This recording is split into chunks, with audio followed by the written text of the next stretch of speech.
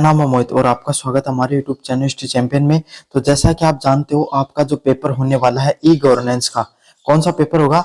आपका जो e governance का जो पेपर होगा उससे संबंधित, ई गवर्नेंस से संबंधित आपके सामने जितने भी महत्वपूर्ण प्रश्न होने वाले हैं सारे के सारे करवाने वाला हूँ MDU यूनिवर्सिटी के। कौन सा? MDU यूनिवर्सिटी का जो ई गवर्नेंस का जो पेपर होगा उससे संबंधित जितने महत्वपूर्ण प्रश्न होंगे सारे के सारे अपन करने वाले हैं। आपको क्या करना है भाई? वीडियो को पूरा देखना है। क्या करना है? वीडियो को पूरा देखना है, चैनल को सब्सक्राइब कर देना है। 30,000 सब्सक्राइबर का, कितना? 30,000 सब्सक्राइबर का अपना टारगेट है। ज्यादा सब्सक्राइबर बचे नहीं, 1,000 सब्सक्राइबर ही मात्र बचे हैं। तो सभी बच्चों से रिक्वेस्ट है, प्लीज चैनल को सब्सक्राइब कर देना और अपने दोस्तों को जरूर से शेयर कर दो ताकि 30,000 सब्सक्राइबर वो अपने पूरे हो जाए। साथ साथ कोने में जो व्यू प्रोडक्ट वाला ऑप्शन है, कौन सा? व्यू प्रोडक्ट वाला ऑप्शन है। इस पे क्लिक करके अगर फ्लिपकार्ट और मित्रा से कोई प्रोडक्ट खरीदोगे सबसे ज्यादा डिस्काउंट आपको देखने को मिलेगा। तो जरूर से अगर कोई प्रोडक्ट खरीदना चाहते हो तो खरीद सकते हो भाई। चलिए शुरू करते हैं अपन क्लास को, लेकिन इससे पहले आपको पूरा का पूरा एग्जाम पैटर्न एक बार के लिए बता देता हूँ आपको। पेपर की बात करें आपके सामने, तो ये पेपर जो आप खुद पेपर देने जाओगे वो पेपर आपके सामने 70 नंबर का होगा। कितने नंबर का होगा भाई? 70 नंबर का देखने को मिलेगा। कितने नंबर का होगा? 70 नंबर का वो आपको पेपर देखने को मिलेगा।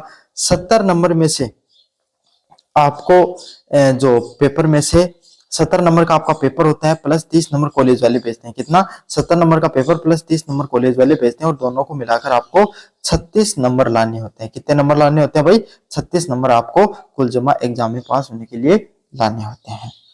अगर आपके सामने एग्जाम की बात को, कितने देर का एग्जाम होता है, तो 3 घंटे का आपका एग्जाम देखने को मिलता है। समझ में आ गया? और ये डिस्क्रिप्टिव पेपर होता है भाई, लिखने वाला पेपर होता है और इसको पास करना आपको अनिवार्य। अगर नहीं करोगे तो बैक लगा दी जाती है और सीरियस लेकर आपको अच्छे से पेपर करके आना, वरना बैक बहुत लगती है अजमेर यूनिवर्सिटी के अंदर। समझ में आ गया? पेपर की बात करूं तो पेपर मुख्यतः आपके सामने 2 भागों में आता है। पेपर कितने भागों में आता है भाई? 2 भागों में आता है आपके सामने, पार्ट ए और पार्ट बी। किस में आता है भाई? पार्ट ए और पार्ट बी, 2 भागों में आपके सामने एग्जाम देखने को मिलता है। समझ में आ गया? 2 भागों में आता है। सेक्शन ए, पार्ट ए और पार्ट बी, खंड ए और खंड बी इसको बोला जाता है। अगर पार्ट ए की बात करूं, किसकी बात करूं? पार्ट ए की। सेक्शन अगर मैं ए की बात करूं तो सेक्शन ए के कुल जमा आपके सामने कितने परसेंट देखने को मिलते हैं भाई? 10% देखने को मिलते हैं। क्या कितने परसेंट देखने को मिलते हैं? 10% देखने को मिलते हैं। वेरी शॉर्ट टाइप क्वेश्चन, अति लघुतरात्मक प्रश्न। कैसे प्रश्न? अति लघुतरात्मक प्रश्न जिनको बोला जाता है, वो 10% देखने को मिलते हैं। और इन 10 के 10 प्रश्नों का सॉल्यूशन बनाना आपके लिए क्या होता है? अनिवार्य होता है। समझ में आ गया? आपको इन 10 प्रश्नों का सॉल्यूशन आपको बनाना अनिवार्य होता है। प्रत्येक प्रश्न का सॉल्यूशन बनाना आपको जरूरी होता है, महत्वपूर्ण होता है आपके लिए। छोड़ना नहीं आपको एक प्रश्न। और इससे बड़ी बात होती है, आप ये 10 प्रश्नों का जब सॉल्यूशन बनाओ तो प्रत्येक प्रश्न का सॉल्यूशन बनाते वक्त आपको भाई इसमें लिखा होता है 50 शब्दों का प्रयोग करना होता है। कितने शब्दों का? 50 शब्दों का प्रयोग करना होता है।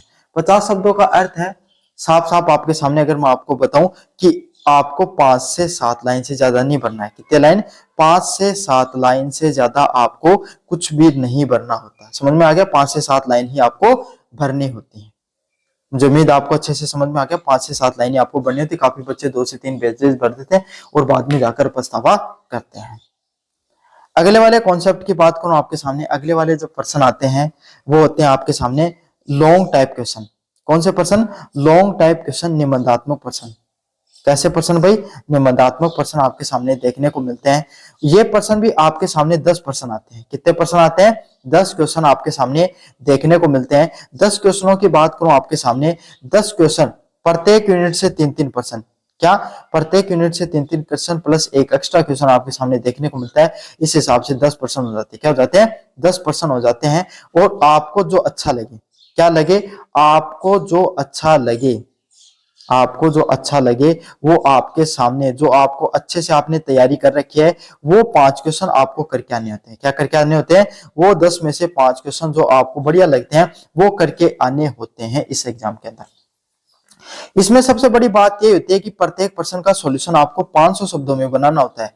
कितने शब्दों में? 500 शब्दों में आपके सामने प्रत्येक प्रश्न का सॉल्यूशन बनाना होता है। सबसे जरूरी बात आपके सामने यही है। समझ में आ गया? 500 शब्दों में आपको सॉल्यूशन बनाना होता है। 500 शब्दों का अर्थ है सीधा का सीधा जब आप सॉल्यूशन बनाओ तो कम से कम आपको कितना? 3 पेज भरने हैं। कितने पेज भरने हैं भाई? 3 पेज भरने होते हैं। 3 पेज का अर्थ होता है ये आपके सामने पूरा का पूरा अगर कॉपी है तो इसके आगे आगे का पेज, दूसरा पीछे का पेज। समझ में आ गया? आगे पीछे का पेजेस के हिसाब से आपको क्या करना होता है, आपको पूरा का पूरा जो 3 पेज है वो भरने होते हैं प्रत्येक पर्सन के अंदर। आ गया आपको अच्छे से समझ में ये चीजें? काफी बच्चों का सवाल आता है, सर आप एक बार बता दो मोटा मोटी कितने पेजेस अगर हम भरें तो हमारे पूरे में से पूरे नंबर आ जाएंगे। तो आपको कुल जमा 17 से ज्यादा पेज भरने होते हैं। कितने पेज से ज्यादा? 17 से ज्यादा आपको पेजेस है वो भरने होते हैं। तो ये था आपके सामने जो ई गवर्नेंस का जो पेपर होने वाला है। कौन सा? ई गवर्नेंस का जो पेपर होने वाला है इसके बारे में अब अपन विस्तार से देखेंगे कौन कौन से महत्वपूर्ण प्रश्न है भाई। चलिए, पहला प्रश्न है, पहला प्रश्न आपको कहता है ई शासन का अर्थ, व्यवस्थाएं एवं उद्देश्यों की व्याख्या कीजिए। क्या करना आपको? यूनिट फर्स्ट का पहला इंपॉर्टेंट क्वेश्चन है, ई शासन का क्या अर्थ होता है? ई शासन क्या होता है? ई शासन, ई का अर्थ होता है इलेक्ट्रॉनिक। इलेक्ट्रॉनिक। आज के समय अगर आपको कोई भी काम कराना है, आज के समय आपको कोई भी काम कराना है तो आपको क्या करना पड़ेगा भाई? आपको ना कहीं ई मित्र पे जाकर कोई पोर्टल पे फॉर्म भर देना होता है, करना होता है। चाहे भाई किसान क्रेडिट कार्ड से संबंधित कोई काम हो आपको, है ना भाई, आपके खाते में पैसा आया नहीं आया वो कोई काम हो आपको, चाहे आपको छात्रवृत्ति का फॉर्म भरना हो, चाहे सरकारी नौकरी का कोई फॉर्म भरना हो, चाहे आधार कार्ड में आपको अपडेट करवाना हो, चाहे आपके सामने जन आधार कार्ड में अपडेट करवाना हो, कोई भी काम करना होता है आज के समय अपन क्या कहते हैं भाई, कोई ई मित्र वाले पे या इलेक्ट्रॉनिक चीजों का सहारा लेके, इंटरनेट का सहारा लेकर अपन क्या कर लेते हैं भाई, है ना, अपन अपना काम करवा देते हैं। तो वो शासन जो आपके सामने इंटरनेट के माध्यम से या इलेक्ट्रॉनिक तरीके से आपके लिए उपलब्ध हो, उसी को ई गवर्नेंस के नाम से जाना जाता है। किसके नाम से जाना जाता है भाई? ई गवर्नेंस के नाम से जाना जाता है वो शासन तंत्र जो आपके सामने इलेक्ट्रॉनिक रूप से आपके लिए उपलब्ध हो। क्या हो? इलेक्ट्रॉनिक रूप से आपके लिए उपलब्ध हो, उसको ई गवर्नेंस के नाम से जाना जाता है। तो ई गवर्नेंस आपको समझ में आ गया? इसकी आवश्यकताएं कहां कहां पर पड़ती हैं और इसके क्या उद्देश्य होते हैं, समझ में आ गया? इसकी आवश्यकताएं, ई गवर्नेंस की आवश्यकताएं कहां कहां पर पड़ती है और इसके प्रमुख उद्देश्य क्या होते हैं उसके बारे में आपको विस्तार से बताना है। क्या करना है? विस्तार से बताना है। काफी ज्यादा मोस्ट इंपोर्टेंट पर्सन है, एग्जाम में बारंबार देखने को मिलता है। Explain the meaning, need and the objective of E governance. E governance के क्या मीनिंग होते हैं, क्या नीड होते हैं, क्या ऑब्जेक्टिव होते हैं, उसके बारे में आपको विस्तार से बताना है। मोस्ट इंपोर्टेंट पर्सन है। कैसा पर्सन है? मोस्ट इंपोर्टेंट पर्सन है, एग्जाम में आपको बार बार रिपीट होता है, अच्छे से कर लेना। चलिए, अगले वाला है ई शासन और ई सरकार में अंतर समझाइए। Differentiate between e governance and e governance और ई गवर्नमेंट। भाई आपके सामने ई शासन का, ई गवर्नेंस का तो अर्थ है कि शासन के अंदर जो नीतियां, जो नियम, जो योजनाएं चलाई जा रही है ना, वो आपके सामने हर व्यक्ति के लिए उपलब्ध हो इलेक्ट्रॉनिक रूप से, तो उसी को तो कहा जाता है आपके सामने ई शासन। किसके नाम से जाना जाता है? ई शासन के नाम से जाना जाता है। समझ में आ गया? लेकिन अगर आपको सरकार से काम करना है, जनप्रतिनिधियों के लिए काम करना है, तो वो आपके सामने, वो आपको वहां पर जाकर देखना पड़ेगा ना।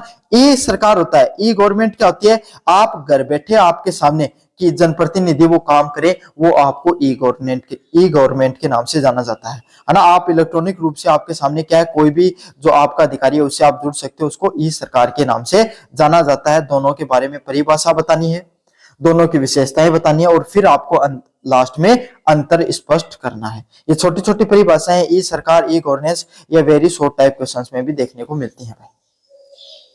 चलिए, अगले वाले पॉइंट की तरफ बढ़ते हैं आपके सामने। अगले वाला पॉइंट कहता है ई सरकार के महत्व का वर्णन कीजिए। Explain the significance of E governance.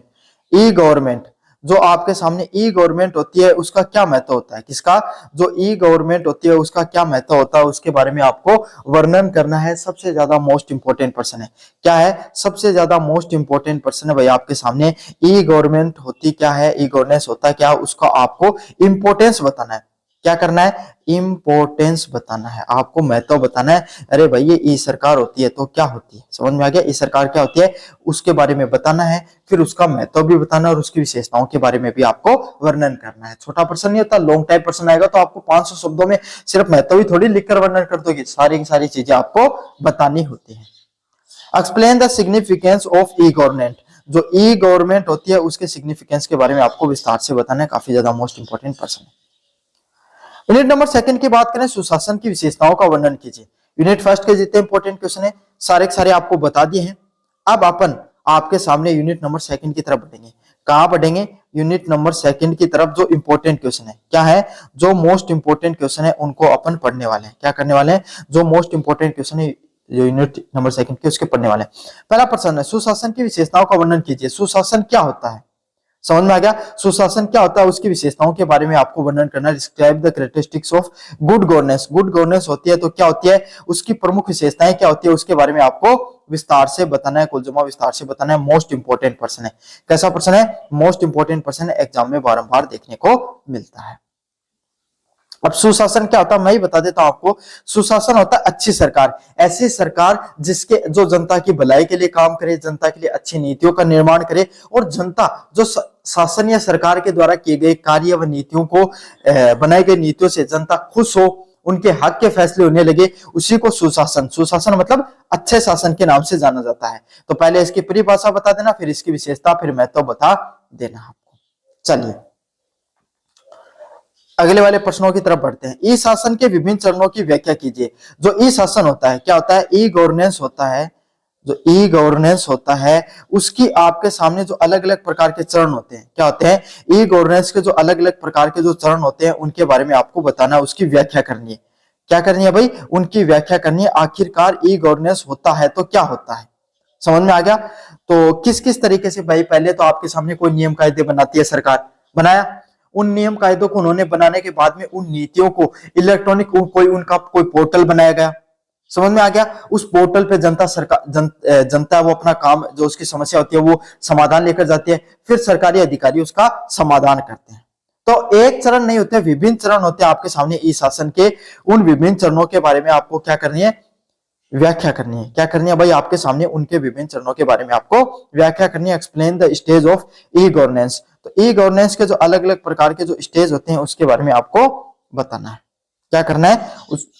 उसके बारे में आपको बताना है। मोस्ट इंपोर्टेंट प्रश्न। कैसा प्रश्न है? मोस्ट इंपोर्टेंट प्रश्न है, एग्जाम में बारंबार देखने को मिलता है। चलिए अगले वाले प्रश्न की बात करें। ई शासन के विभिन्न मॉडलों का वर्णन कीजिए। क्या करना है? जो ई शासन होता है, ई गवर्नेंस होता है, क्या होता है? ई गवर्नेंस होता है, उसके जो आपके सामने जो अलग अलग प्रकार के जो मॉडल होते हैं, क्या होते हैं? जो विभिन्न प्रकार के जो आपके सामने मॉडल होते हैं उनके बारे में आपको बताना है। मोस्ट इंपोर्टेंट प्रश्न है। कैसा प्रश्न है? मोस्ट इंपोर्टेंट प्रश्न है। जो ई शासन है उसके जो अलग अलग प्रकार के जो मॉडल कौन कौन से होते हैं उसके बारे में आपको क्या करना है? से बताना आपको। Explain the different model of E governance. E governance के जो अलग अलग प्रकार के मॉडल्स हैं, कौन कौन से अलग अलग प्रकार के मॉडल है वो इस शासन में काम करते हैं, उसके बारे में आपको बताना है। कुल जमा मोस्ट इंपोर्टेंट पर्सन है। कैसा पर्सन है भाई? मोस्ट इंपोर्टेंट पर्सन है। समझ में आ गया? चलिए भाई यूनिट नंबर थर्ड के बारे में बात करेंगे। इस शासन के विभिन्न प्रकार की अंतःक्रिया।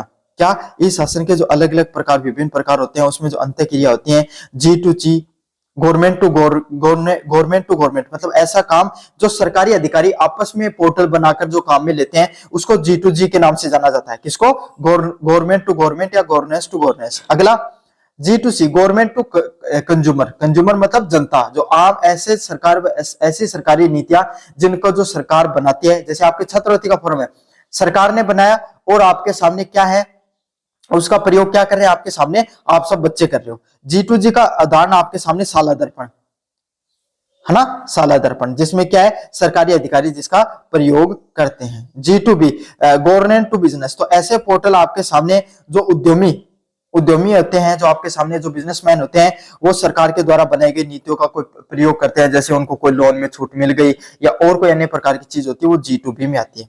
इसमें आती है गवर्नेंस टू बिजनेस, इसमें आती है जी टू बी में आती है। अगले वाला होता है जी टू ई। क्या होता है? G to E, governance to electronics, ये आपके सामने देखने को मिलते हैं।